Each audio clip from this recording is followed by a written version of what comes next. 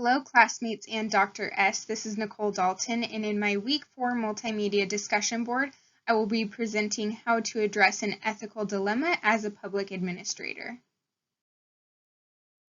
In the situation that I'm presenting, a fellow coordinator has shared with me that she feels uncomfortable with another male coworker who's a supervisor within the organization, and how when he's reviewing some of her work, he'll come up behind her and place his hand on her shoulder, and some of the interactions between the two of them make her feel uncomfortable.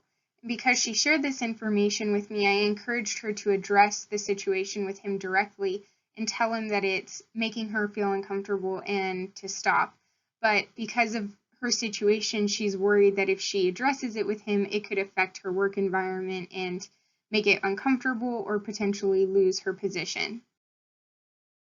Because my fellow coordinator has confided this information with me, and I've encouraged her to try and address this situation between the two of them, but I totally understand that she doesn't feel comfortable and how that could jeopardize her position within the organization. This is a scenario where it could potentially escalate and legalities could come into play, and if the organization or somebody within the organization is aware that this harassment is going on, it could lead to consequences and the organization will be held liable. So the next logical step would be for me to have a private meeting with both of our immediate supervisors and tell her what has been happening, and then the supervisor will have the authority to talk to the woman who's feeling uncomfortable and how they could address the situation in a confidential manner and make it stop.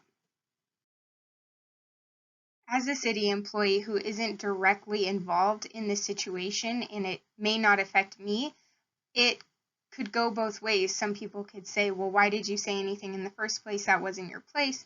And then there is the second side of, if you don't do anything about it, then it's not going to stop. And who knows what other women he could be making feel uncomfortable within the organization. So when I was thinking about the scenario, there was two ethical approaches that came into play, and that was both virtue and utilitarianism.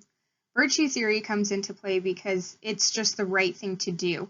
And when somebody's in distress, I couldn't live with myself if I knew something was wrong and didn't do anything about it.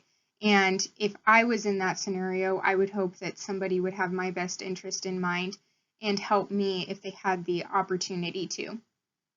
The second is utilitarianism. And this is, you always have to follow the city's code of ethics, even if that means putting yourself in a tough situation. It also means you may have to sacrifice your own happiness or comfortability for the greater good of the organization. Because if I don't do anything about it, that means the individual could be harassing other coworkers within the organization that we're not even aware of. I don't think that there's another way that I could approach this situation without stepping out of line within my position in the organization. And if I'm to speak to my supervisor confidentially, and that makes the organization aware of the potential sexual harassment happening, then they have the knowledge and they can do the investigation to see what's going on and can do something about this problem before it escalates. Thank you so much for listening to my presentation.